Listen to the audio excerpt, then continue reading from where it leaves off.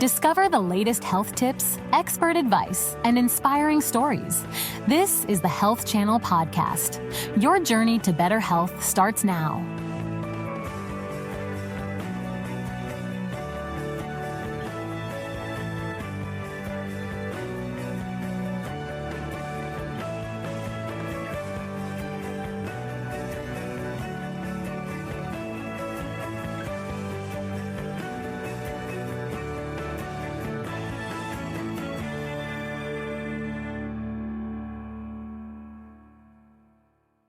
Raising children can be very difficult, but raising adolescents is even harder. From pubertal changes to social development to social interactions at school and even emotional ability at home, there's so much involved with raising an adolescent, and there are so many questions that parents have. I'm here to answer those questions and more on this episode of Ask the Doc, No Appointment Needed. Hi, I'm Dr. Scarlet Constant, board-certified pediatrician and founder of Constant Care Pediatrics. Welcome to Ask the Doc, No Appointment Needed, where I answer your questions in real time as they come in. Please email your questions or send them into the All Health TV app. And it looks like a question's coming in from Facebook right now. This question's from Maya.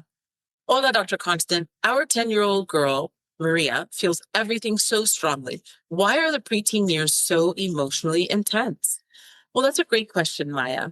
And the reason why the emotions are so intense is because 10 years of age is a very interesting time where she might not be in puberty just yet, but she is entering it slowly. And with that, not only do you have formation of your frontal lobe, which controls your emotions and your thoughts and your maturity, but you also start to have the waxing and waning of your hormones. The hormones are developing and they're changing, and they make our emotions a little more labile than they used to be. So 10 years of age is a very interesting time because they are entering this transition and they're starting to feel things a little bit bigger, a little bit stronger, and they're a little more affirmative in what they're feeling and believing. So please try to be patient with her. And this is going to be a long road. It's usually from ages 10 to about 16. So you'll have some ups and downs, and it will be a bit of a roller coaster, but I promise you it'll be worth it in the end.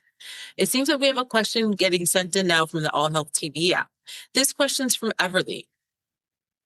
Hi, doctor. Our 11-year-old son had a temper tantrum yesterday because he wants a phone. He said that all his friends have one, so he's desperate to have one too. We don't want him to feel left out, but we don't think he's old enough for a phone. Everly, I completely agree with you. I really think 11 is far too young for a child to have a phone. Now, let's distinguish between having a phone for communication and having a phone with apps and social media, because there is a difference. Nowadays, there are many ways to get a phone where you can actually just communicate via phone calls or text messaging. And I completely understand why an 11-year-old or older, such as a middle school age child, would want a phone. It's very difficult to communicate with them once they get into middle school. In elementary school, things were a little more easy. We're oftentimes, as parents, we're on the campus, we're very involved with the school, and it's a lot easier to track our children. Whereas middle school and older, we're a little more detached from the school environment. Our kids are participating in a lot more activities. And yes, it is sometimes hard to communicate with your child, or maybe there's been some schedule changes and your child wants to communicate with you and they can't get in touch with you. I completely understand, and that's a reasonable thought for your child to want a phone. In that case, you can get your son a phone that just has text messaging and phone calls, and that there's no access to the internet, to social media, or to any apps whatsoever. They're completely unable to download apps. If your son's okay with that, and if your son wants a phone because he does want to communicate with you, or maybe you'd like to communicate with him, I think that's a great idea. If he's taking the bus or he walks home and you just want to make sure that he's okay, I think giving him a phone for that reason is a great idea. But if he does want a phone with its full capabilities and with internet access and apps and social media and access to these things, I really think that he's far too young for that. And you should have an honest conversation with him about it. You should explain to him the pros and the cons. You should explain to him why you don't think that he's ready emotionally and maturity wise. He's not ready to explore these things. Not to say that his friends are ready and he isn't, but you just want to explain to him what is out there and what he would be faced with and what he would be exposed to and why you don't think that's okay at this time. I would also be a little delicate about the way you explain it, because I find that now that parents are speaking about the phone use, and we really have been seeing a lot of coverage on social media and how negatively it affects children. And there seems to be, like everything else today in this climate, a bit of a divide. So our kids are understanding that those parents that give their children phones and let them do what they want are quote unquote bad parents, and those that don't want to give this to their children are the better parents. And we don't want to paint that picture. We're not saying one parent is better than the other. We're not saying that there should be one side where we're divided and there's the phone users and the non-phone users. I really don't want our children to get that message from us.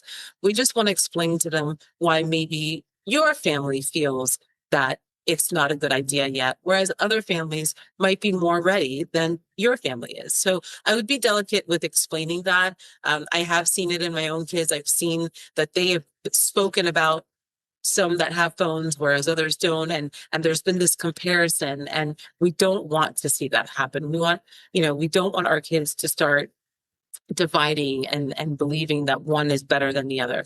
So please have a good talk with your son about this and explain to him why you don't feel, and maybe you don't want to say that he is personally not ready, meaning that he's immature, but the content is above what you're ready to expose him to. That might be a better way to put it.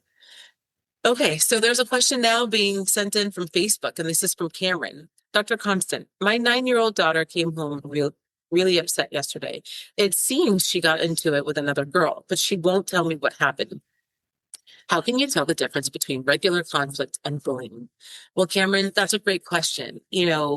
Remember, we were all young. Conflict is normal. Kids fight with each other. They get into fights for days at a time. They're friends for 2 months. They're not friends for a year. This happens all the time. That is conflict. That is normal. And our children do need to learn conflict resolution. I think that some of that has been lost over time because we've become a little hyper paranoid about bullying. Now, what is bullying? Bullying is when a child is almost targeted, you might say, and this child is constantly being harassed or being put down or being attacked by either the same person, or a group of people repeatedly. Regardless of the relationship, regardless of the circumstances, it's the same person being targeted over and over. And there are different types of bullying. For example, there is physical bullying, where they're actually, pushing a child around, the same kid every day. You bump into them or you trip them and you constantly target them over and over. Verbal bullying, meaning calling them names or saying things that might hurt or upset them. Social and cyberbullying, which is newer. This is something where you're targeting on social media. So you might send messages or maybe post about them and make them feel bad about themselves. But again, it's the same child over and over and repeatedly being abused. And then finally, identity-based bullying, meaning they're just targeting them based on what this child's identity association is. And so it is important, if your kid comes home and has a fight with their friend, or they've had a fight a couple times with their friend, or there are different issues going on, that's one thing. But if they tell you repeatedly, we keep having these issues and I think we're friends, but we're fighting over and over, and now they pushed me out of the group and now they're doing this is repeat offenses, that's when you start to get concerned that maybe now this is a pattern of bullying. But again, I would like to remind you that conflict is healthy. Conflict is normal. And I really think that as parents, we need to be supportive and maybe give them the tools they need to resolve this conflict, but not intervene and not be quick to call it bullying. So it looks like there are people that are interested in this topic. Let's see. There's a question coming in now from our All Health TV app. Calvin wants to know, hey, doctor, I dealt with a couple of bullies when I was growing up, and one of them was my older brother. I want to know why some kids become bullies. Calvin, that's a great question. We'd all like to know that, but I'd say there isn't one answer.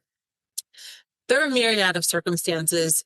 Bullying is basically just a response to inner feelings and emotions that a person has, and they're just basically projecting onto someone else. And there could be many reasons. There can be issues going on in the home, a relationship with the bully and their parents, the relationship that the bully has with other children around them. There could be a feeling of needing attention or needing to be in control or needing to be dominant. I mean, there is so much involved with what with how a bully is actually formed. And what's important is, how do we deal with this bully? And I'm very sorry that you had this problem in your home, and I am sad that your biggest bully was your actual sibling, because that really should be your ally and your best friend.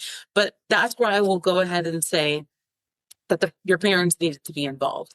And if parents see bullying going on, it's the way they deal with it that can either support the bully or break down that behavior. So, bullying, I'm not blaming parents. It's not one reason, and I'm not saying taking all the responsibility away from the bully. Of course, there's a part of them that lacks empathy, that lacks compassion, and that is actually having a very negative effect on other people. But this came from somewhere. There's a reason why this person is this way, and we need to dive in and figure that out. And usually we're going to say it starts in the home.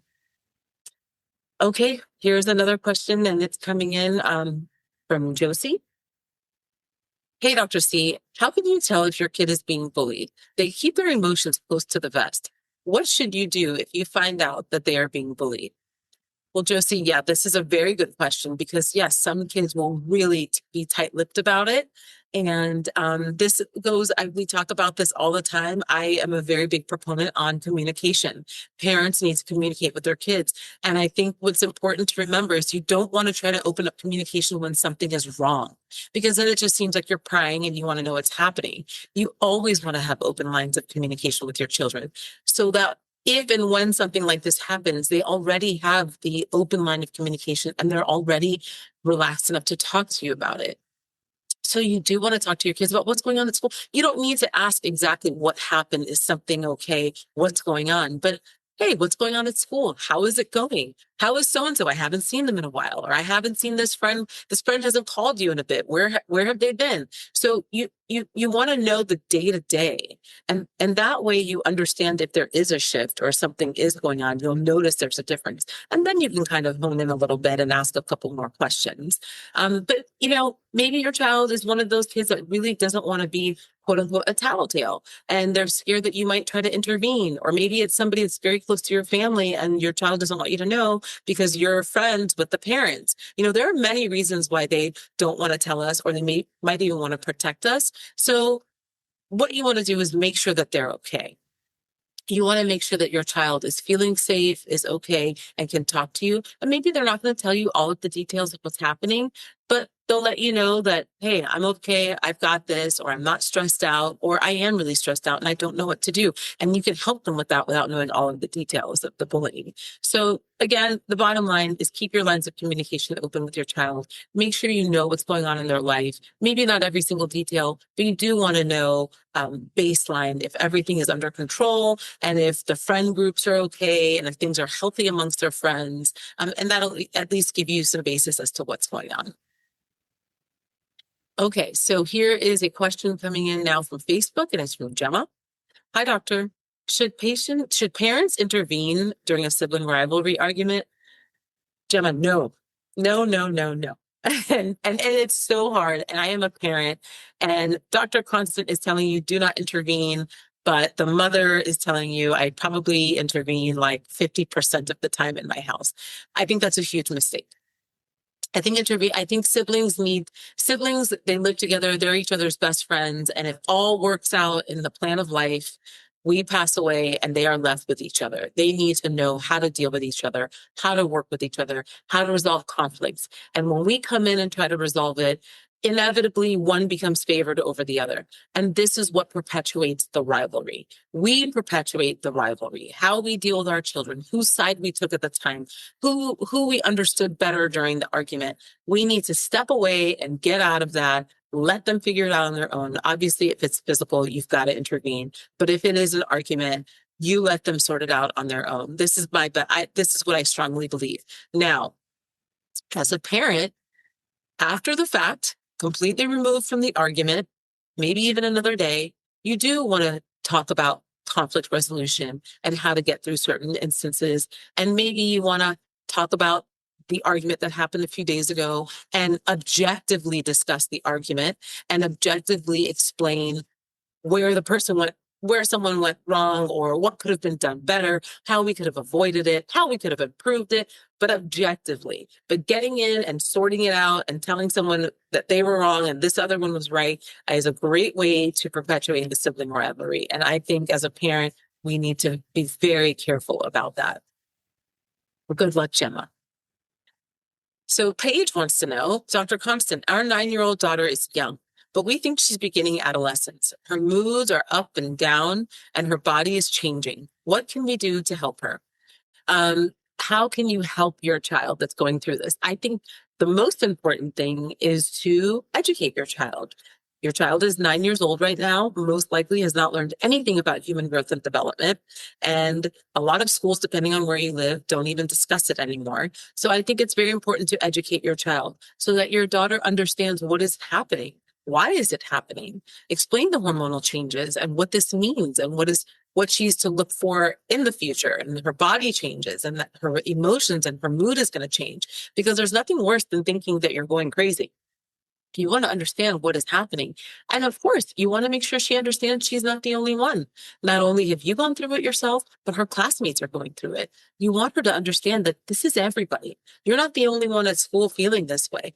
Everybody feels this way or will feel this way. So you want to educate her, you want to empower her so that she understands what's happening, and then you want to support her. If she's having a bad day, you understand, and she wants to cry for no apparent reason, you'll be there to support her, as opposed to asking questions constantly, what's wrong? Why are you feeling this way? Then they feel that they need to come up with an answer. They need to have a reason to feel the way they're feeling when there really might not be a reason.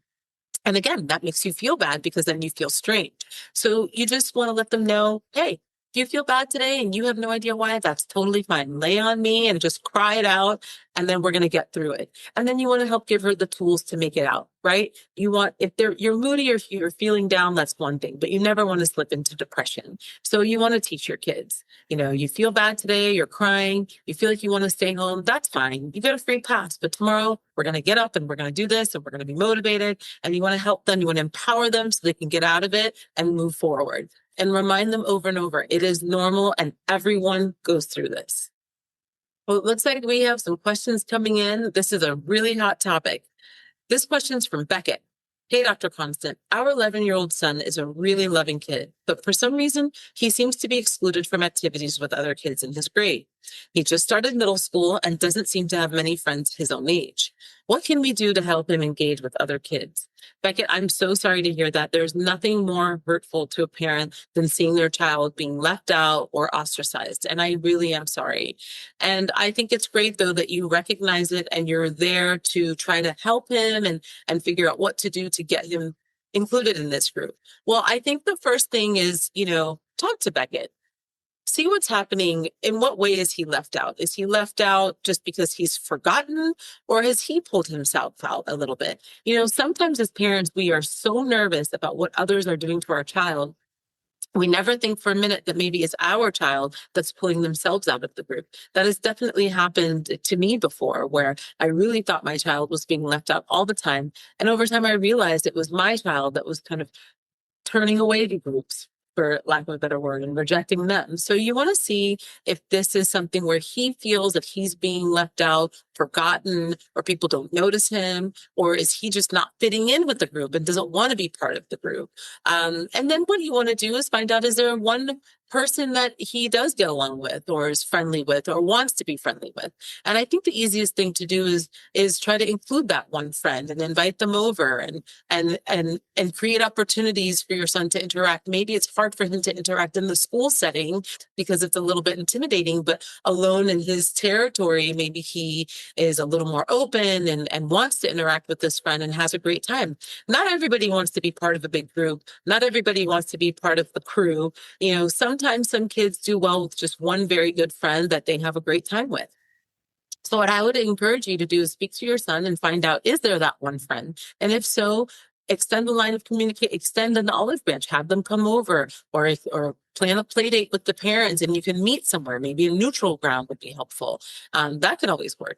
You also want to see if your child's interested in activities, whether it's sports or arts or music. If there's something that your son's interested in, try to get him involved in that group. And maybe he doesn't have any friends in the group, but he enjoys the activity. And then over time, they do become a little group, whether it's in a music class or a band or a sports team. I mean, there are many opportunities. You don't necessarily have to be included in the core group at school. There are many other ways to socialize. And I think it's important to learn what type of socializer your son is. If he likes to have an individual friend or a group, or just wants to be part of a large activity, however that is, you can encourage that and have them work that way and eventually meet some friends that way.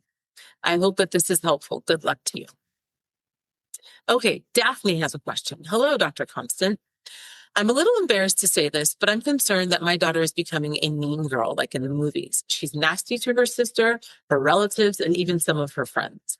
What can we do to teach her compassion? Oh, Daphne, I am really sorry to hear that. Don't be embarrassed. I'm glad that you're actually acknowledging it and admitting it. I think that's the first step, because most parents would completely deny and look away. So the fact that you could see this and acknowledge it is great. So now we need to dive in and figure out what to do.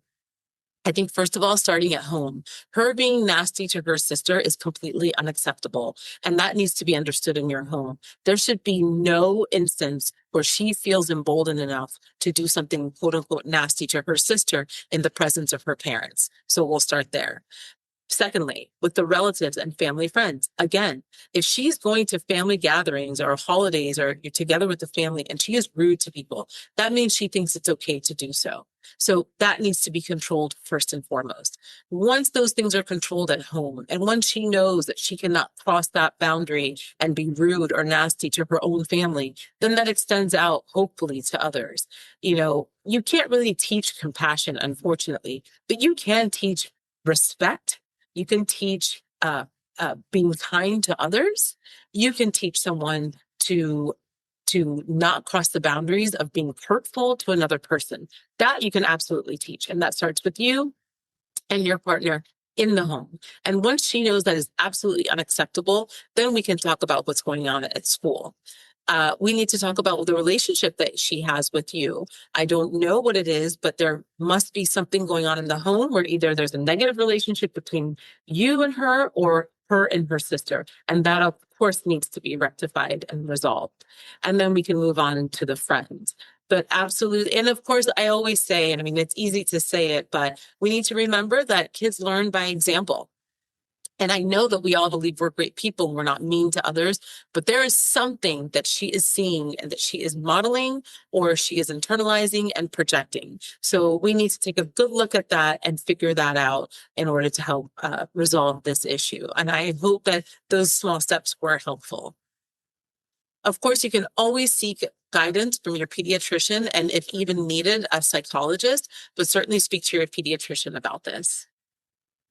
All right, well, I hope that's helpful. I think we have time for one more question. George, hi, Doc. Is moodiness normal at this age? I'm assuming that you're talking about the adolescent period. Moodiness is normal between 9 and 16-ish. It is normally abnormal. It shouldn't be accepted. They should not have carte blanche to do whatever they want. But understand that this is part of development and puberty. And we do need to understand that this is kind of part of the age and it is okay. I hope that these questions or these answers were helpful to you. And if you didn't get your question answered, please send them in and we will try to send you these answers as soon as we can. Thank you. Thank you for listening to the Health Channel podcast. We hope this information has been useful. However, please remember that only your doctor can advise you about what is best for you. Do not start, modify, or suspend treatment based on anything you have heard on this podcast. Please join us again soon.